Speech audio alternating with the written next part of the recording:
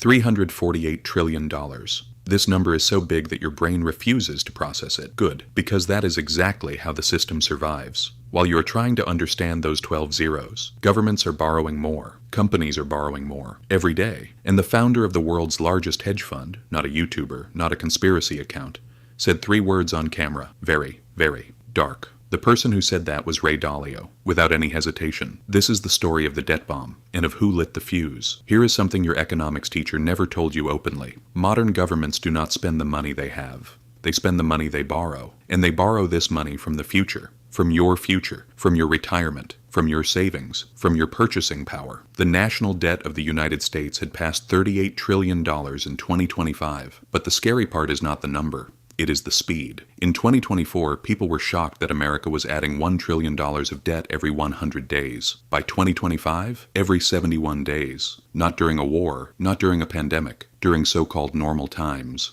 And by fiscal year 2025, the interest on that debt had reached $1.2 trillion, not for roads, not for hospitals, not for defense, only to carry the debt. Yesterday's bill was being paid with tomorrow's money. When the bill gets too big, governments have 3 choices: collect more taxes, cut spending, or weaken the currency. Politicians hate the first one. Voters hate the second one. That is why history always drifts toward the third. Rome reduced the silver in its coins. Weimar Germany printed paper marks. Zimbabwe, Venezuela, different countries, different centuries, the same ending. When the system cannot pay honestly, it pays invisibly, through inflation, through the silent destruction of savings. And now, for the first time in modern history, this is happening all over the world right now. You have heard warnings like this before. Predictions of debt collapse have been made for decades, and the system keeps surviving. So what is different now? One word: interest rates. For almost 40 years, debt became cheaper. Every crisis was solved with lower interest rates. Every recession was met with easier money. Every bubble was saved with another bubble. Governments learned a dangerous lesson. If debt becomes a problem, borrow more.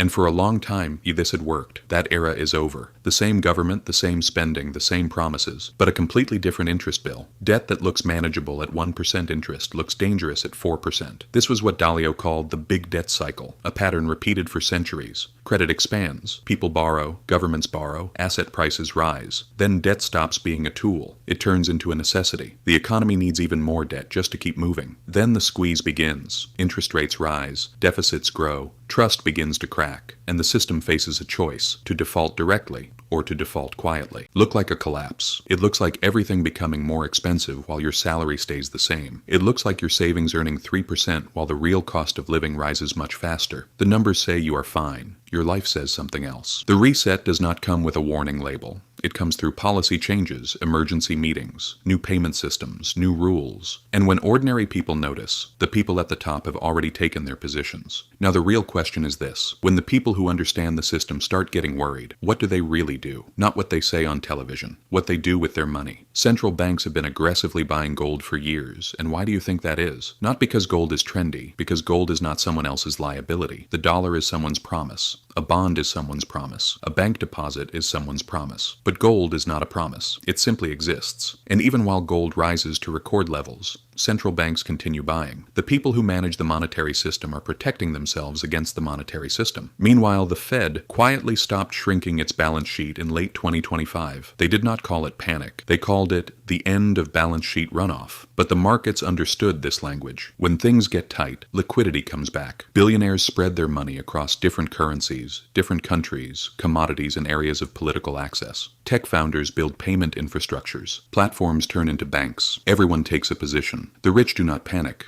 They see the direction in advance and prepare. I did not come here to sell you gold. I did not come to sell you crypto either, or fear. The system is not broken. It is working exactly as it was designed to work. It just was not designed to protect everyone equally. The debt bomb is not hidden. It is inside the official numbers. The warnings are not secret. They are sitting in central bank reports, government audits, and investor letters that most people never read. One day, people will wake up and realize that money still has the same name, but they will see that it can no longer buy the same life. If this video changed the way you look at money, share it, not for the algorithm, for the people who need to hear this before the rules change again.